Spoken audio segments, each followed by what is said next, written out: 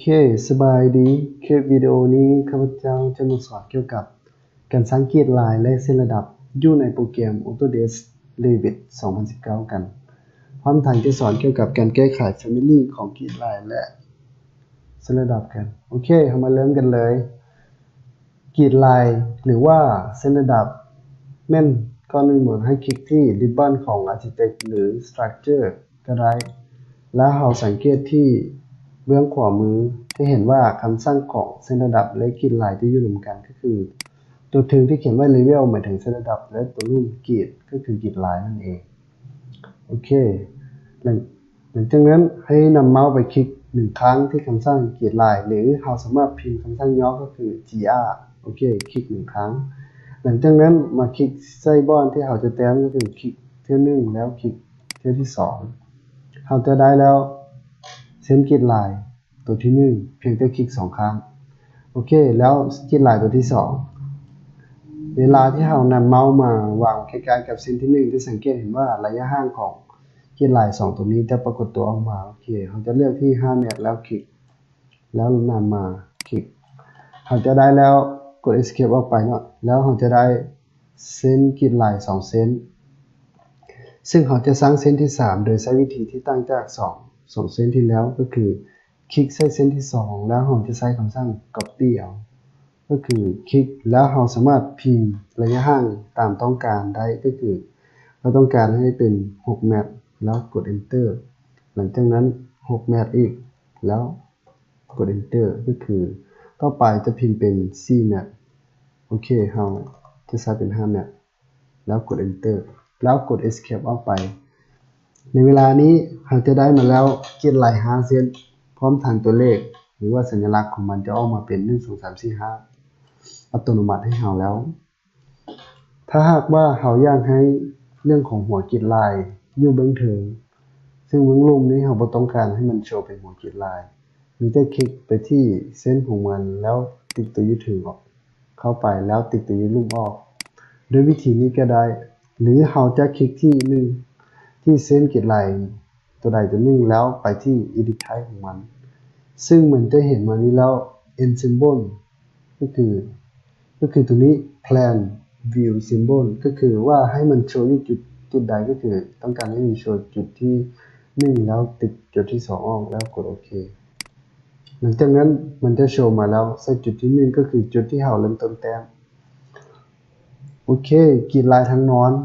แม่นสามารถสร้างคือกันกับกรีดลายทางตั้งตัวนี้มีได้คลิกไปที่คำสร้างกรีดลายแล้วคลิกมา1ครั้งแล้วคลิกวางสังเกตเห็นว่าตัวนี้จะเป็นเลข6ซึ่งมันจะเรียนกันจาก1 2 3 4 5 6แต่ตัวทางนอนนี้เราต้องการใช้เป็น ABCD มีแต่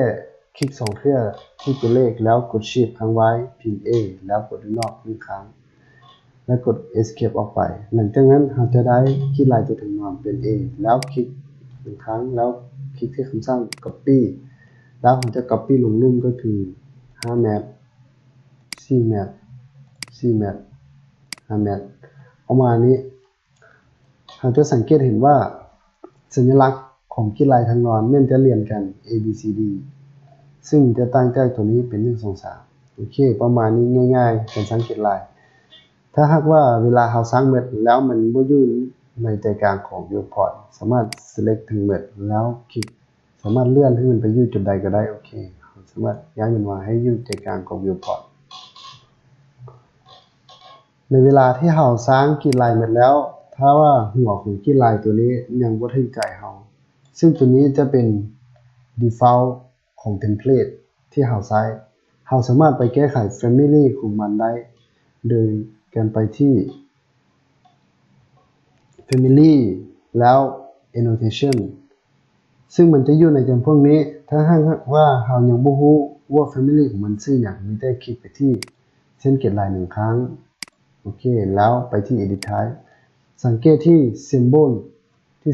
จุดนี้แล้วชื่อของมันจะเป็นตัวนี้ก็คือ m grid head cycle แล้วคลิก cancel ตัวนี้ออกไปหลังจากนั้นเราจะสอบตัวที่มันเขียนว่า m Grid Head Circle โอเคแล้วคลิกขวา1ครั้งไปที่ Edit ในเวลานี้เราจะเข้ามาสู่ Family ของเส้นกรีดลายกันซึ่งตัวนี้จะเป็นการแก้ไขเรื่องของหัวของกรีดลาย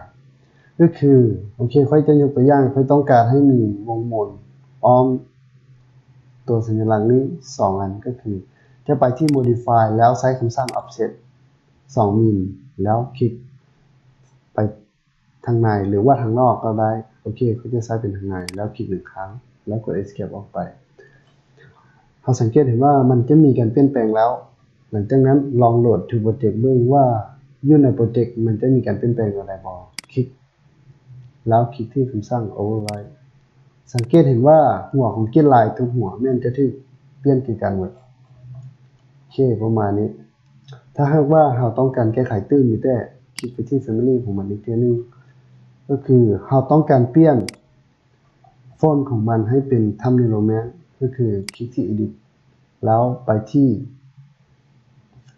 Text Font แล้วคลิกพิมพ์ Thumb แล้วกด Enter จะเป็น Thumbnail Roman เรื่องของขนาดไซส์ของมันสามารถใส่ได้เป็นสัก5มิลหรือว่า3มิลโอเคตัวนี้จะใส่ตาม default ไว้ก่อนก็คือ 4.5 มิลส่วน background แนะนำให้ใส่เป็น transparent ดีกว่าแล้วกดโอเคหลังจากนั้นโหลด to project ก็คือตัวอักษรหรือว่าฟอนต์ของมันจะถูกเปลี่ยนมาเป็นสไตล์แบบทำ development กันแล้วโอเคประมาณนี้ง่ายๆหรือผายที่ต้องการอยากใส่สัญลักษณ์ให้มันเป็นขีดออกมาเป็น4ขีดโอเคคลิกแล้วไปที่คำสั่งกรีดแล้วลายจะใช้คำสั่งลายในการมาแต้มอันนี้ขึ้นกับมาตรฐานของไผ่มันโอเคไม่ต้องพิมพ์เป็น2มิลแล้วกด escape คลิก2มิล enter กด escape คลิก2มิล enter แล้วกด escape คลิก2มิล enter แล้วกด escape หลังจากนั้นโหลด to project โอเคเราจะได้หัวของกรีดลายงามๆประมาณนี้อันนี้ขึ้นกับว่ามาตรฐานของไผ่อยากใช้แบบใดในเวลาเข้าไปใน Family ของมันแล้วเราสามารถไปแต้มตามความต้องการหลังจากนั้นโหลดเข้ามาหาโปรเจกต์ของเราหรือไผ่ที่หลังจากแก้ไขหมดแล้วไผ่ที่ต้องการเซฟเพื่อรักษาไว้ในโปรเจกต์ต่อไปโดยไม่ต้องได้มาแก้ไขมีแต่โหลดมาใช้สามารถเขียนชื่อแล้วเซฟแต่อันนี้เขาจะมาขอเซฟโอเคซึ่งประมาณนี้ในเรื่องของกรีดลายต่อไปเราจะไปสร้างเส้นระดับกันโดยเราจะไปที่ elevation แล้วคลิกที่ south ก็คือรูปด้านหน้า2ครั้งตัวนี้จะหมายถึงด้านหน้าของโปรเจกต์ของเราโอเคเราสามารถดึงให้เส้นระดับและกรีดลายให้มันตัดกันซึ่งอยู่ในเทมเพลต default ตัวนี้เขาจะแต้มมาแล้วก็คือเส้นระดับ2เส้น level 1และ level 2ซึ่งมันจะมานำเทมเพลตแล้วเราสามารถเพิ่มเติมหรือแก้ไขมันได้โอเคในนี้ตัว level 1นี้ข้าพเจ้าจะขอเปลี่ยนชื่อให้มันเป็นเวอร์ชันภาษาลาวจะเขียนว่าระดับดินธรรมชาติ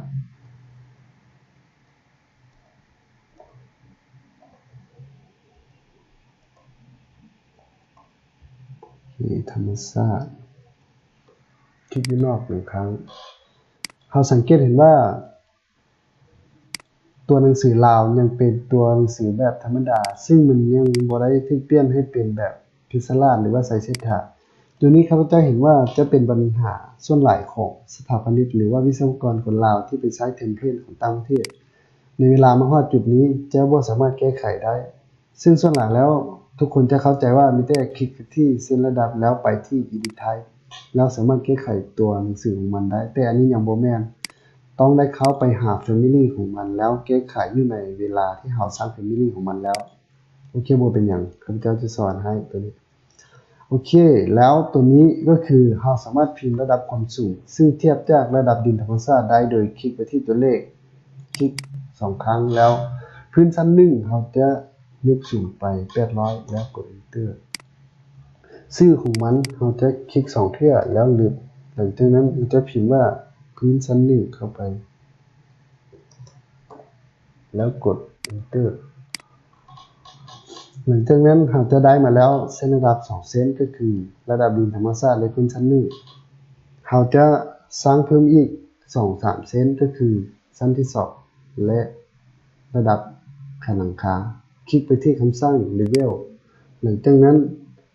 เวลาเราจะแต้มเราจะสังเกตเห็นว่าจะมีระยะห่างของเส้น2เส้นพื้นชั้น1แล้วพื้นชั้น2เราจะใส่เป็น 3.5 เมตรคลิกแล้วดึงมาคลิกปุ๊บหรือเราต้องการใส่เรื่องของขนาดของมันใส่นี้ก็คือ 3.5 เมตรใส่กับ800แล้วมันจะสูงไปเป็น4 เมตร4.3 แล้วกด enter ประมาณนี้ซึ่งชื่อของมันจะ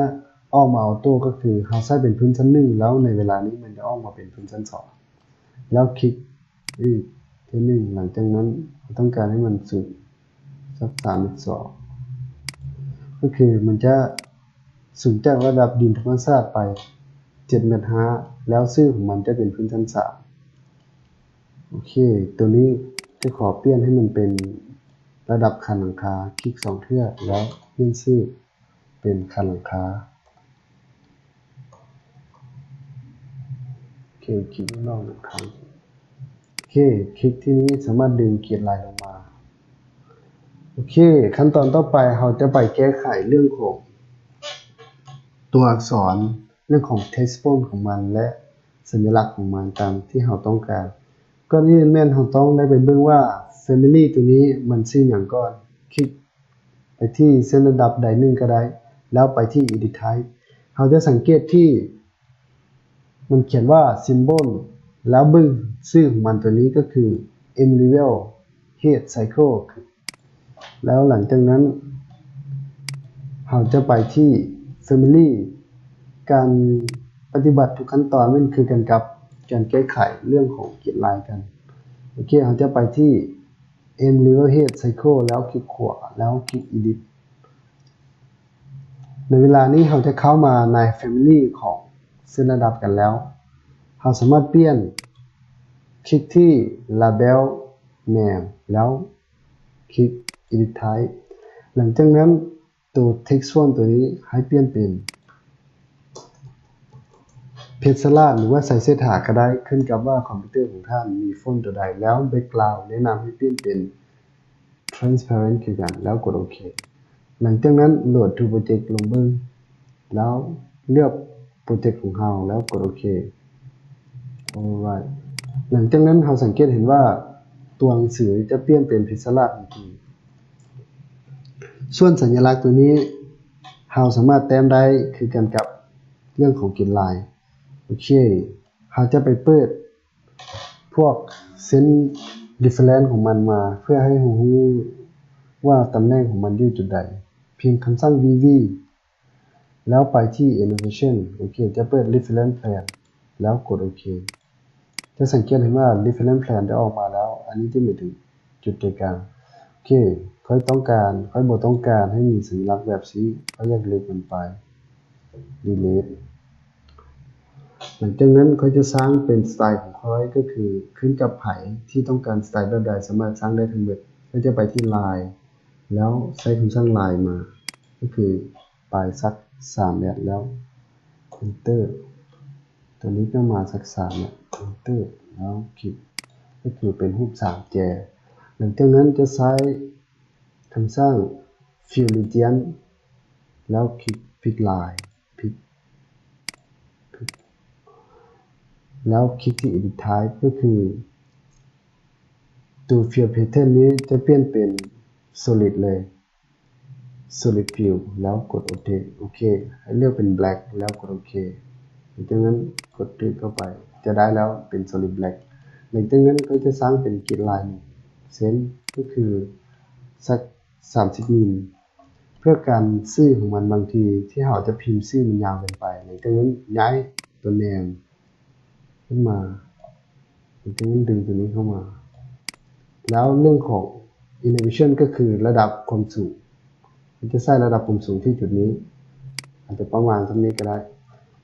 หลังจากนั้นลองโหลดดูโปรเจกต์เพื่อบึ้งแล้วก็โอเคกด override จะสังเกตเห็นว่าชื่อที่ย้ายมาอยู่เบื้องนี้ระดับดินธรรมชาติ00อันนี้800อันนี้4 เมตร 3โอเคประมาณนี้เรื่องของเส้นระดับและหัวของเกณฑ์ลายซึ่งบ่ได้ยากง่ายๆซึ่งใครที่ต้องการตั้งได้แบบนี้ก็ลองไปแต้มตามมาตรฐานของไผมันว่าเราโอเคเราต้องการว่าเส้นระดับเป็นแบบใดเกณฑ์ลายเป็นแบบใดสามารถไปแก้ไขได้โอเคก็ขอแนะนำเพียงเท่านี้ขอรับใจ